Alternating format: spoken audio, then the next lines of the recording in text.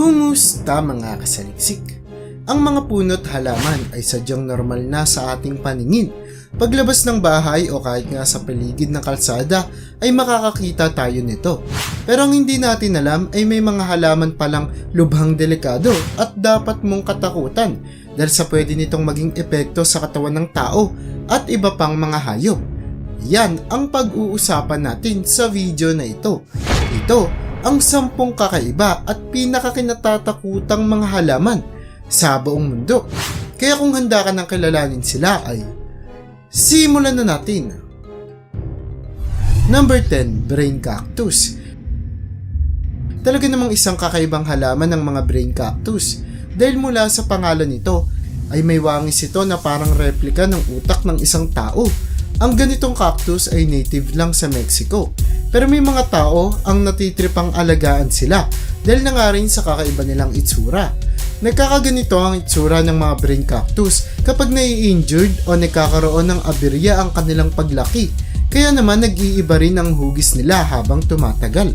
May iba't ibang itsura at hugis ang mga brain cactus. Pero iisa lang ang pinakamalapit nilang itsura, ang ating mga utak. Kaya naman marami ding tao ang sa unang tingin ay nalilito at natatakot kapag nakikita ang kakaibang halamang ito. Ops, nagsisimula pa lang tayo. Bago tayo magpatuloy, isang mabilisang paalala lang. Na kapag pinindot mo ang subscribe button at nahit ang like, ay siguradong suswertehin ka sa araw na ito. Try mo, wala namang mawawala. Number 9, Doll's Eye. Malamang ay hindi mo pa nababalitaan ni nakikita ang halamang ito. Ang Doll's Eye kasi ay native lang sa Northeast America. At mula sa pangalan nito, mayroon itong kakaibang itsura na tila ba mga eyeball kung titignan sa malayuan. Ang Doll's Eye ay namumunga ng berry at ito nga ang nagmumukhang mata ng isang tao. Sa kabila ng laki ng halaman na ito na pwede nga lang umabot ng 30 hanggang 60 centimeters ay talaga namang hindi mo ito dapat maliitin dahil ang Doll's Eye ay lubhang nakalalason lalo na tuwing summer na kung saan dito sila nahihinog. Ang bunga kasi ng halaman na ito ay pwedeng magdulot ng cardiac arrest o ang mas malala pa nga ay kamatayan. Kaya talaga namang hindi ka dapat basta-bastang kumakain ng kung ano-anong bunga sa gubat. Number 8, Gimpy Tree. Huwag magpalinlang sa tila cute na pangalan ng halamang ito dahil ang Gimpy Tree ay isang uri ng halaman na matatagpuan sa Australia, Moluccas at Indonesia. Ito ay isang uri ng halaman na tinagurian ding stinging tree. Para mabiktima ka ng halamang ito, ang kailangan mo lang gawin ay hawakan ito at pwede na nga itong agarang magresulta sa malalang allergy at anaphylactic shock. Ang sting nito ay pwede ring magdulot ng matinding pananakit ng buong katawan na kung saan nga ay tumatagal ng ilang mga buwan. Ayon pa sa mga taong nabibiktima ng halamang ito ay tila sinusunog sa asido ang kanilang buong balat matapos madikit sa halaman. Hindi naman nakamamatay ang Gimpy Tree pero ang bawat parte niya mula sa ugat papuntang tangkay at dahon ay lubhang nakalalason at tinuturing na toxic. Number 7, Giant Hardweed. Sino nga ba naman ang hindi mahahalinang lapitan ang kulay puti at kamanghamanghang halamang ito? Pero akalain mo nga naman kahit pala ang isa sa pinakamagandang halaman na pwede mong makita ay pwede ring maging isa sa ikakadelikado ng buhay mo. Ang mga giant hardweed kasi ay naglalabas ng dagta na napakadelikado talaga kung ito ay mapupunta sa balat mo. Pwede itong magresulta sa tinatawag na photodermatitis o photosensitivity na kung saan ang sino mang maapektuhan nito ay magdaranas ng sobrang pagiging sensitibo ng kanilang mga balat sa araw na magre-resulta nga sa pangangati, pagiging irritable at pangmatagalang peklat. Pero paano kung mata mo naman ang maapektuhan ng kanilang dagta? Pwes, maaari itong magresulta sa agarang pagkabulag. Number 6, Venus Flytrap. Ang Venus Flytrap ay ang tinuturing na pinakamabagsik na predator sa mundo ng mga halaman. Dahil sino nga ba naman ang mag-aakala na bukod sa mga hayop ay pwede rin palang magkaroon ng bunganga ang mga halaman? Ang Venus flytrap ay isang uri ng carnivorous plant na kung saan nga ay kayang-kaya nitong lamunin at madigest ng buo ang mga insekto, maliliit man yan o malaki. Kapag nararamdaman na ng halaman na may insekto sa kanyang trap, ay kusa itong sasara ng mabilis. Alam din ng mga Venus flytrap ang tukuyin ang pinagkaiba ng pagkain kaysa sa ibang elementong dumadampi sa kanilang bunganga tulad ng ulan. At mas gusto din nila ang makakain ng mas malalaking prey dahil sulit itong gamitan ng limitadong lakas at enerhiya. Number 5. Corpse flower. Ang corpse flower ay isang uri ng halaman na talaga namang hindi mo gugusting maamoy o mapalapit ka man lang dahil ang mga corpse flower ay may masangsang at katulad na amoy ng isang patay na karne ng tao.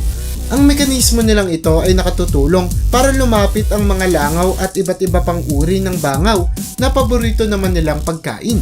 Kinukonsidera rin ito kung minsan bilang isa sa pinakamalaking bulaklak dahil binobuo ito ng maliliit na bulaklak na nagpaporma bilang isang malaking bulaklak.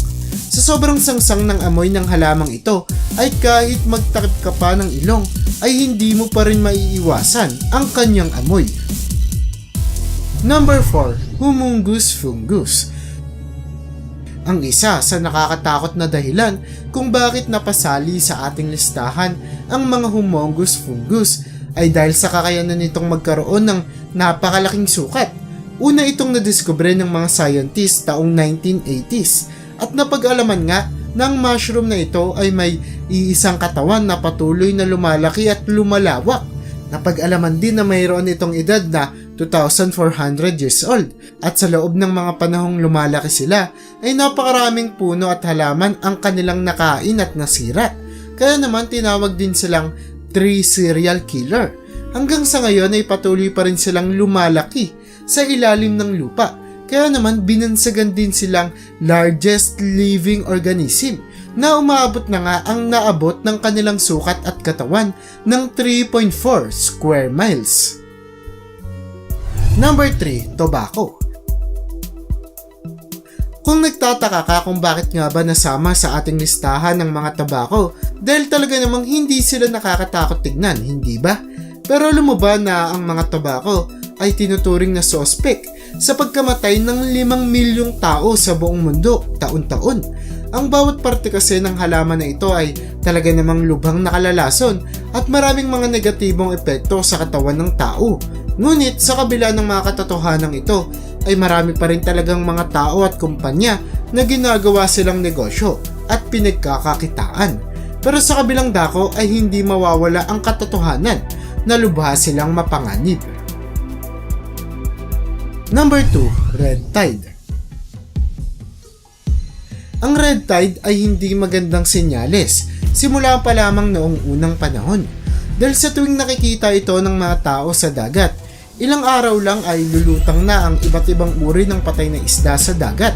Ang tide na ito ay binubuo ng mga maliliit na toxic algae na lumulutang nga lang mula sa ilalim ng dagat kapag nagkakaroon ng isang malakas na bagyo. Kapag nakatanggap sila ng malaking porsyento ng nutrients, ay mabilisan din namang rumarami ang mga algae na ito na nagre-resulta para sila ay rumami sa nakakaalarmang bilis. Kapag nangyari nga ito ay naaapektuhan ang mga buhay ilang sa kanilang paligid na nagre-resulta nga sa kamatayan ng napakaraming mga isda. Hindi lang pula ang kulay nila sa dagat dahil pwede rin itong mag-iba, depende sa kanila. Bago tayo dumako sa una sa ating listahan ay pagbasdan ang halaman na ito. Kilala sa tawag na enchantress plant o piranha flower ang halaman na ito dahil sa pagiging carnivorous at pagkakaroon nito ng nakakatakot na itsura. Hindi man masyadong napag-aaralan pero ayon sa mga eksperto ay mga insekto at maliliit na hayop din ang paboritong pagkain ng mga halamang ito. Number 1. Locoweed. Ang mga locoweed ay tila normal lang na bulaklak para sa ating listahan. Pero katulad ng ibang halaman sa listahan na ito, ay may kakaiba rin itong epekto sa katawan ng mga hayop at maging sa mga tao.